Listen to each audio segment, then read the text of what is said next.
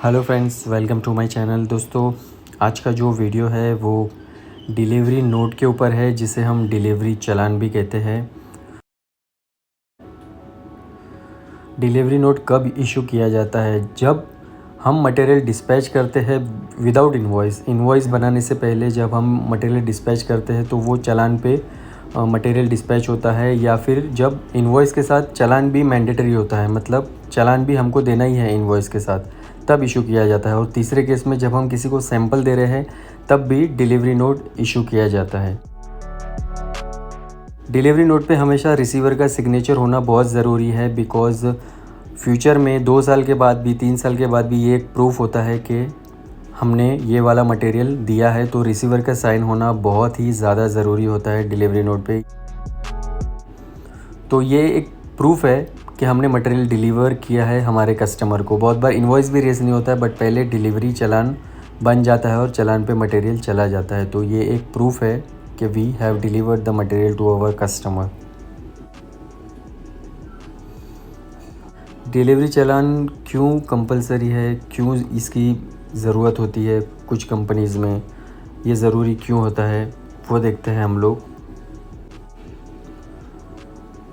तो साइट पे चालान ही ज़रूरी होते हैं। साइट वाले बिना चालान के माल लेते नहीं हैं, और चालान के साथ ये लोग एक मटेरियल इंस्पेक्शन रिपोर्ट भी देते हैं कि मटेरियल प्रॉपर है, मटेरियल चेक करने के बाद। और ये लोग इनवॉइस एक्सेप्ट नहीं करते हैं। जो लोगों का प्रोजेक्ट पे साइट चल रहा होता है वो लोग चालान ही लेते हैं, और चालान आने के बाद ही प्रॉपर इनवॉइसिंग होती है। तो चलो हम टैली के माध्यम से समझने की कोशिश करते हैं एक एग्ज़ाम्पल के थ्रू कि डिलीवरी नोट कैसे बनेगा और डिलीवरी नोट के बाद इसके थ्रू सेल्स बिल कैसे बनेगा। तो चलिए वीडियो की शुरुआत करते हैं टैली के थ्रू। तो डिलीवरी चालान बनाने के लिए सबसे पहले हमको यहाँ पे जाके ऑल्टर में जाके मैं आप लोगों को एक चीज़ बता देता हूँ कि ऑल्टर में जाने के बाद वाउचर टाइप में अगर हम जाते हैं तो यहाँ पे देखिए डिलीवरी नोट करके दिया हुआ है। अगर ये यहाँ पे नहीं होता है तो हम यहाँ पे शो इनएक्टिव में जाके उसको एक्टिव कर सकते हैं। जैसे कि ये हो गया, इसको मुझे एक्टिव करना है तो मैं ऐसे करके इसको यस कर दूंगा, तो ये जॉब ऑर्डर प्रोसेसिंग जो है वो एक्टिव हो जाएगा। तो यहाँ पे डिलीवरी नोट जो है वो पहले से ही एक्टिव है। तो डिलीवरी नोट में हम लोग जाके एक डिलीवरी नोट बनाते हैं। डिलीवरी नोट का जो शॉर्टकट होता है वो होता है ऑल्ट F8। तो अभी मैं वी में जा रहा हूँ, वी प्रेस करूँगा और मैं यहाँ पे एक डेट देता हूँ 1 नवंबर। तो 1 नवंबर 2022 का डेट दिया है मैंने, और मैं ऑल्ट F8 करता हूँ यहाँ से, ऑल्ट F8। तो यहाँ पे आप देख सकते हो डिलीवरी नोट आ गया है और ये 3 नंबर आ गया है। 3 नंबर इसलिए आया है बिकॉज ये ऑटोमेटिक था वहाँ पर। तो ये हम लोग अपने मन मर्जी से भी नंबर डाल सकते हैं। तो वो कैसे डालना है वो भी आपको एक बार बता देता हूँ मैं। यहाँ से ऑल्टर में जाएंगे हम लोग, ऑल्टर में जाने के बाद वाउचर टाइप में जाने के बाद डिलीवरी नोट में जाएंगे, और यहाँ पे जो ऑटोमेटिक है अगर हम इसको मैनुअल कर देंगे तो ये हमारा जो डिलीवरी नोट का नंबर है हम अपने मर्ज़ी से जो चाहिए वो डाल सकते हैं। तो मैं इसको कंट्रोल ए कर देता हूँ और अभी हम लोग वी प्रेस करते हैं और ये यहाँ पे देखिए डिलीवरी नोट आ गया है। ऑल्ट F8 करेंगे तो डिलीवरी नोट आ जाएगा। डेट है 1 नवंबर 22, और यहाँ पे मैं एक नंबर डाल देता हूँ RE डिलीवरी नोट का, RE 121। ये हमारा डिलीवरी नोट नंबर है RE 121, ठीक है। और यहाँ पे एक पार्टी का नेम डाल देते हैं जिसको हम डिलीवरी नोट रेस कर रहे हैं। तो लास्ट होप करके पार्टी है। अभी जब हम डिलीवरी नोट रेस करते हैं तो समटाइम्स PO भी होता है। तो यहाँ पे समझ लीजिए PO नंबर हम डाल देते हैं 221, और यहाँ पे हम PO का डेट डाल देते हैं 1 अक्टूबर 22। और यहाँ पे मोड ऑफ पेमेंट में अगर हमको कहीं से पेमेंट आया है तो हम NEFT लिख देते हैं, या अगर चेक है तो हम चेक लिख देंगे। फिलहाल मैं यहाँ पे NEFT लिख रहा हूँ। अदर रेफरेंस में हम डाल सकते हैं PI नंबर। तो जो भी PI नंबर होगा, समझ लीजिए PI नंबर 23 है तो प्रोफोमा इनवॉइस नंबर होता है ये PI नंबर मतलब, और PO नंबर मतलब परचेज ऑर्डर नंबर होता है। तो यहाँ पे टर्म्स ऑफ डिलीवरी में डिलीवरी एड्रेस डाल सकते हैं हम लोग। तो डिलीवरी एड्रेस समझ लीजिए यहाँ पे कुछ भी आपका डिलीवरी एड्रेस हो, बिलिंग एड्रेस से डिलीवरी एड्रेस अगर अलग है तो आप यहाँ पे डाल सकते हो, जैसे गाला नंबर 23 वैसे ही इतना मैं डाल देता हूँ फिलहाल। और यहाँ नीचे डिस्पैच डिटेल में फिलहाल मैं कुछ नहीं डाल रहा हूँ, और यहाँ पे फिर हम कंट्रोल ए करके एक्सेप्ट कर लेंगे। अभी यहाँ पे GST, यहाँ पे सेल 18% ले रहा हूँ। अभी ये सेल 18% जो है वो सेल्स अकाउंट के अंडर ही क्रिएट किया हुआ है। तो ये तो इजी है, नॉर्मल है। और ये जो लास्ट ऑफ इंडस्ट्रीज है ये हमारा डेटर्स है, तो ये भी नॉर्मल है, ठीक है। अभी यहाँ पे कंट्रोल ए कर दिया और ये ले लिया। अभी यहाँ पे समझ लीजिए एक वॉश बेसिन है। ये बेसिन जो है ये मैं एक पीस ले रहा हूँ 5000 रुपीज़ का, और यहाँ पे हम लोग CGST SGST भी कर देंगे।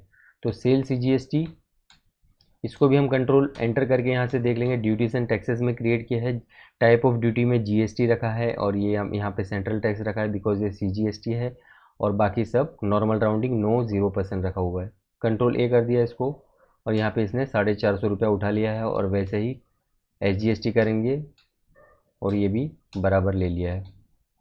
तो यहाँ पे मैं इसको एक्सेप्ट कर लेता हूँ। अभी एक्सेप्ट करने के बाद ये दिखेगा कैसे और इसको सेल्स बिल में कैसे करेंगे, तो यहाँ पे DSS करेंगे तो ये स्टैटिस्टिक्स में दिखता है। DSS इसका शॉर्टकट होता है। अगर हम DSS नहीं करते हैं और देख देख के करते हैं, जैसे कि display more reports, statement of accounts, और उसके बाद स्टैटिस्टिक्स।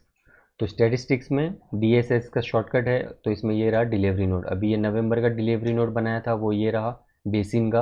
ये दिखेगा कैसे वो भी मैं आपको बता देता हूँ। यहाँ पे कंट्रोल P करके प्रीव्यू करके हम लोग देख लेते हैं।